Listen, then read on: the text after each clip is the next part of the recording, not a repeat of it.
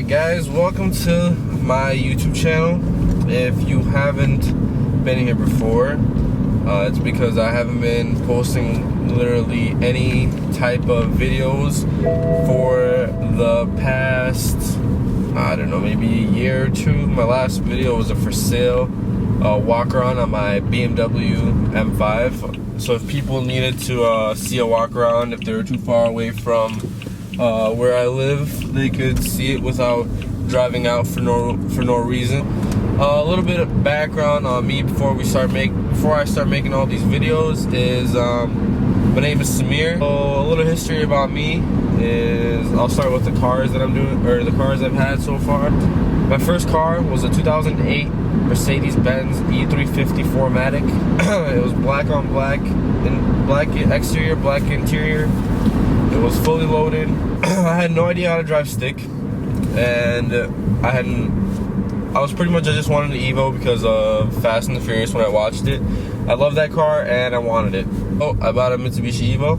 It was an Evo 8, 2003, tarmac black, and the previous owner was from Chicago, and he powder coated the BBS wheels like a red color or red orange color.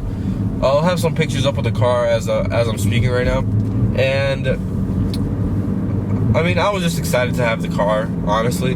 I didn't really care about the wheels or anything. I just wanted to have fun with the car, drive it, and just enjoy my time. So I got the Evo.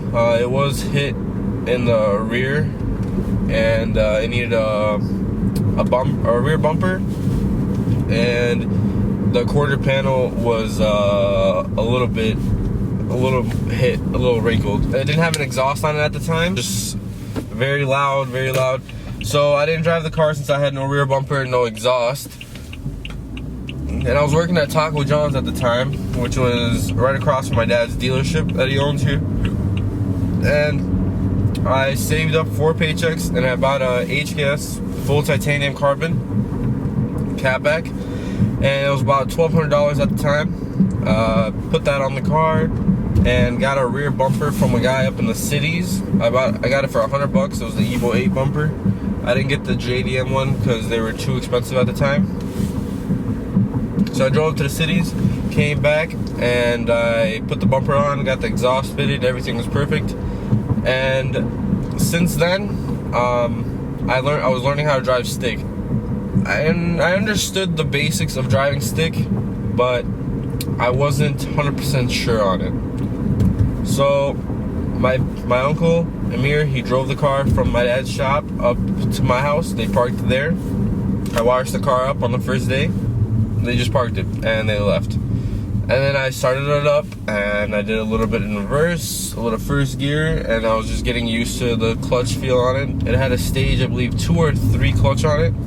So it was a little harder at first, but I was okay with that because I knew that since I like cars that I'm gonna have to get used to harder clutches.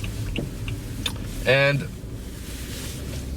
I really liked the Evo so much, but the only problem was that I went through 2 clutches in the ownership of the car. My first clutch was while I was still learning how to drive stick. I brought the car to my dad's shop with some of my friends, and we were putting some spacers on the fenders of the Evo. We put that on, and we were heading toward my house.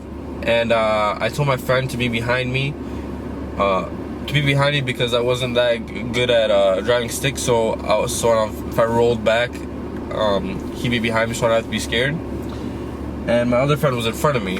So we were going, and then right before my house, there's a red stoplight. We stopped at the stoplight, and it turned green. And me and my friend Leo were in the car, and his brother was behind us.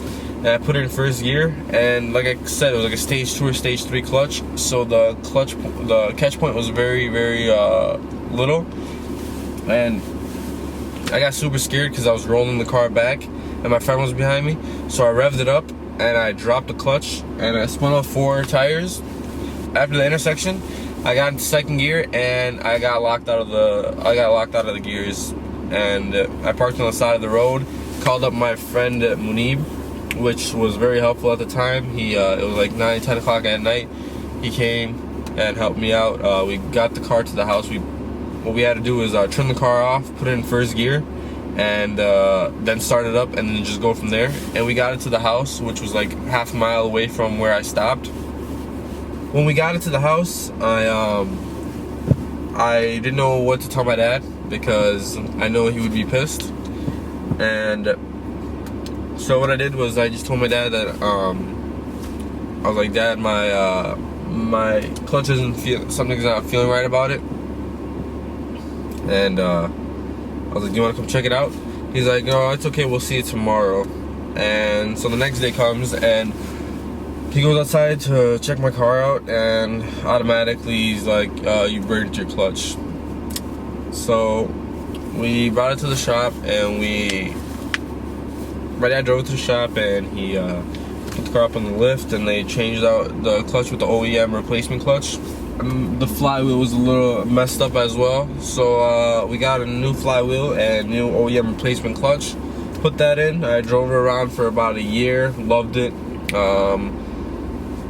That was a very fun car that I had, one of the best cars I've had so far, and not too much technology. It was just fun. So I put the car up for sale for about $13,000, and I was trying to sell it really bad because I saw a 2006 BMW M5 at Mazda. It got traded in, and I saw it on a Facebook group that some guy posted. He was a salesman there. He said fresh trade-in.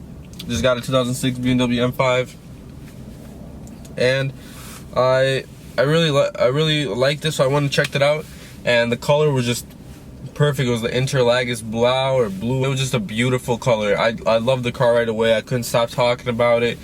I was telling my parents, my friends, everyone. I was telling them about the car, how much I loved it, and I put on my I put on Facebook. I was like, if anyone wants to give me a graduation gift, this would be an amazing gift.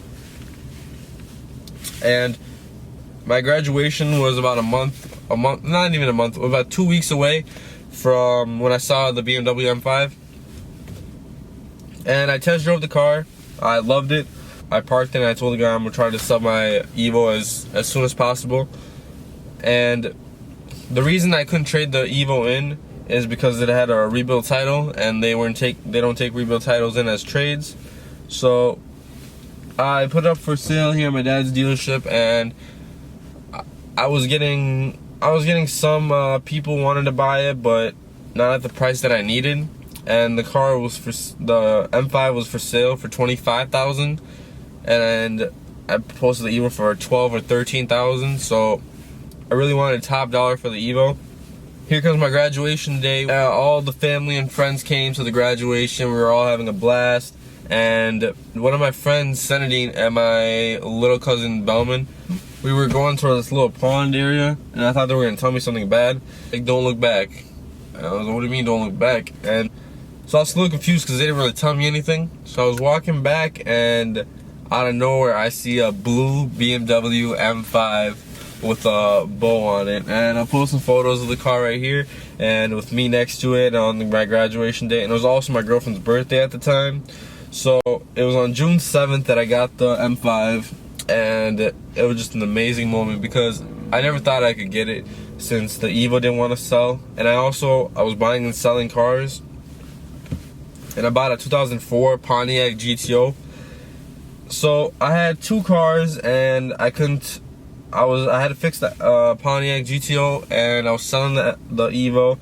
So there was no way that the car wanted to sell. So when my parents made an agreement with me after the graduation day, they told me, we'll take both your cars, the Evo and the GTO, and the M5 is yours. I drove the M5 for about a month or two, and I don't know, I got the power. It had a lot of power, but the thing is, when you have a certain amount of power, after a certain amount of time, you get used to that power, and you want more and more and more. I put the car up for sale a month later, and I ended up selling the car this year, actually, in the summer. And the funny story is, the way I sold the M5 was, I was racing a guy on an Evo X here in town. After we raced, he's like, what's up with that car, man? What's so special about it? I told him, I was like, yeah, the car's for sale. And I told him the price and the location where the dealership's at. We stopped at a gas station, we talked a little bit, and then we left. And I didn't hear from the guy for a long time. Then the guy texted me out of nowhere, telling me his friend's actually interested in buying my M5. And I had a lot of interest in the M5, but no one was really biting. So I was like, okay, yeah, man, just bring him by and we can get him a loan. And I didn't really think much of it, because the guy was about 21 years old, and I was like, you know, I know he really wants the car, but I don't know if he financially can get it. And he ended up actually buying the car, getting the loan. Here's a picture of me and the guy with the M5 in the back of the shop. The day we sold the M5, 30 minutes after the guy left, me, my parents, and my girlfriend went to Wisconsin to look at this 335 that I found on Auto Trader at Pischke Motors. We looked at the car. I loved the car because it was like a new generation Supra. It had the inline six. It had the single turbo twin scroll. And my cousin Belman got me into the 335s. And I've always wanted a Supra since I was a kid, and my parents never agreed on me buying a car because it was an old car and it would cost too much money for how old the car really is. And I see their point of view, but then they don't see my point of view of how iconic that car is and how much potential that car has, and that the car's price keeps going up and never goes down. But so we looked at the 335 and they priced it at $36,000, I believe it was. I forgot how much we offered them, but then I waited 2 days and they got no response back, so I called them up again. My uncle actually talked to them. If you guys are serious about selling the car, we would love to buy the car, and he gave them a final offer. They accepted the final offer. We drove there, picked the car up, drove back. I loved the car for about 2 months. The charge pipe blew on me, but that was my fault. I don't abuse my cars, but I push them to the limit every day. So I love to have fun with the cars. I just love driving the cars, and if the car can't take the beating that I'm giving it, then that car isn't for me. That's the way I look at it. I know it's stupid to look at it like that, but that's just how it is. I daily drive all my cars, and I bought this car with 30,000 miles on it. It's at 39,700 about 3 months later. So I do drive the cars a lot. The charge pipe blew. I took it to Park Place. It's still under warranty. They told me that my car potentially overboosted. I knew the charge pipe on the 335s is a weak spot on them, so I knew that it was gonna blow, but I just didn't know it was gonna blow under stock power, which is what surprised me. I was looking at getting a JB4 tune on it and getting a bigger turbo, getting a downpipe exhaust.